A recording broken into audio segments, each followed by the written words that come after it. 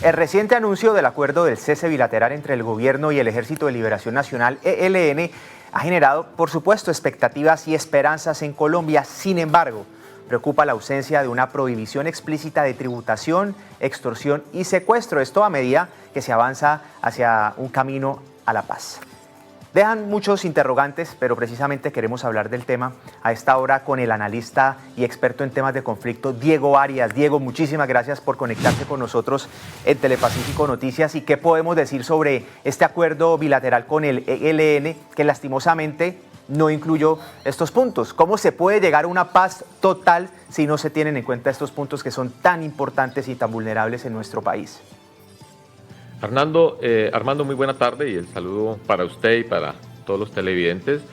Nos tomó por sorpresa el que el anuncio hecho en La Habana por el ELN y el gobierno diera cuenta de un cese al fuego y no de un cese al fuego y de hostilidades, porque si bien resulta absolutamente importante el desescalamiento del enfrentamiento entre el ELN y las fuerzas del Estado, no es menos importante el asunto de las afectaciones a la población civil, en este caso, como usted bien lo ha mencionado, las que tienen que ver con la práctica del secuestro, la extorsión y otro tipo de financiación ilegal que tiene este grupo. Es, digamos, de alguna forma un faltante.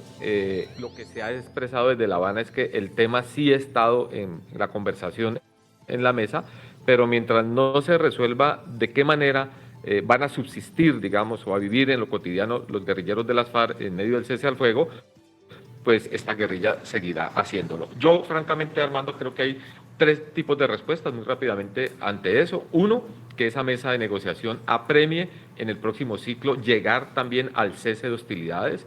Dos, a mí me parece que por supuesto el propio ELN tiene que ser absolutamente consciente que estas prácticas son repudiables y que persistir en ellas le resta legitimidad y apoyo público a la negociación.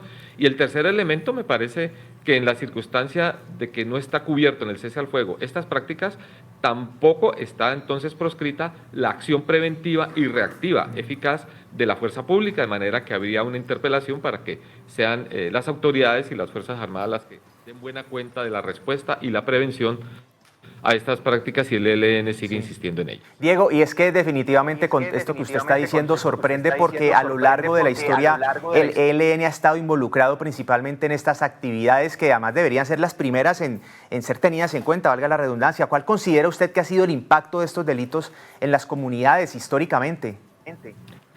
Como otro tipo de hechos de la guerra, terminan por afectar particularmente a la población civil. Francamente, incluso otra limitación de este cese al fuego tiene que ver con que sea bilateral y deja por fuera un hecho que es el que más está afectando a las comunidades, por ejemplo, en este muy buen informe que han presentado ustedes en el Cauca, en Chocó y en el Valle, y es que producto de los enfrentamientos entre el ELN, el Clan del Golfo y disidencias de las FARC, es como se está produciendo esta victimización de la población civil.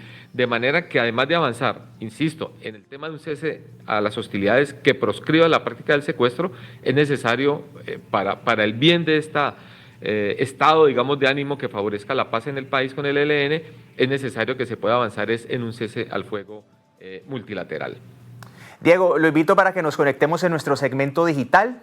Gracias por esta conversación, tenemos mucha tela por cortar, hacemos una pausa en televisión y ya regresamos con más aquí en Telepacífico Noticias. Miren, como lo decía Diego ahora, pues nosotros continuamos hablando de una noticia que sin duda es clave en el Pacífico colombiano por la violencia histórica de los grupos armados contra la población civil en esta zona de Colombia, y por eso hemos querido ahondar en este tema y ha sido nuestro principal objetivo en la emisión que tenemos hoy. Diego Arias, gracias por seguir con nosotros. Hablemos de esos puntos claves de lo acordado en La Habana para quienes aún no entienden las implicaciones de lo que se ha logrado allá. ¿Cuáles fueron? Pues Armando, de nuevo con la gratitud por la invitación, recordemos que este ciclo se había propuesto dar cuenta de varios asuntos, tres en concreto. Uno relacionado con alivios humanitarios, para lo cual se priorizó la zona del Bajo Calima, Buenaventura y la cuenca del río San Juan, para que el desescalamiento del conflicto llevara beneficio a esas comunidades. Sobre eso no hay muchos detalles de en qué van a consistir concretamente esos alivios. El segundo punto tiene que ver con los mecanismos de participación de la sociedad civil en la construcción, digamos, de este acuerdo de paz, que es la etapa que sigue inmediatamente a continuación, y el que ha centrado la atención, por supuesto, que es el del cese al fuego bilateral. Yo, Armando, y teleaudiencia y quienes nos siguen en las plataformas digitales, tendría que decir que con todo y lo limitado de ese cese al fuego, con todo y la objeción que se puede hacer de que no se hayan incluido las hostilidades como el secuestro, la extorsión y otro tipo de impuestos, entre comillas, que cobra esta guerrilla, con todo y eso yo creo que es un logro importante. Creo que ese acuerdo de paz en relación con el cese al fuego va a ganar mucho en la posibilidad de concretarse a partir, digamos, de este momento. Creo que lo que sucedió en La Habana y estos anuncios pueden marcar un antes y un después, y si se dispone un mecanismo suficientemente robusto, con capacidades de verificación, monitoreo y seguimiento, creo, Armando, que ese cese al fuego va a crear las mejores condiciones para que la participación de la sociedad civil en la etapa siguiente se pueda dar en unas condiciones de tranquilidad y de plenas garantías. Uno no entendería, Armando, que esa participación amplia, democrática, de distintos sectores del país en el marco de una negociación de paz se pudiera dar en medio de las balas y el estruendo de las ametralladoras y las explosiones si la confrontación continúa.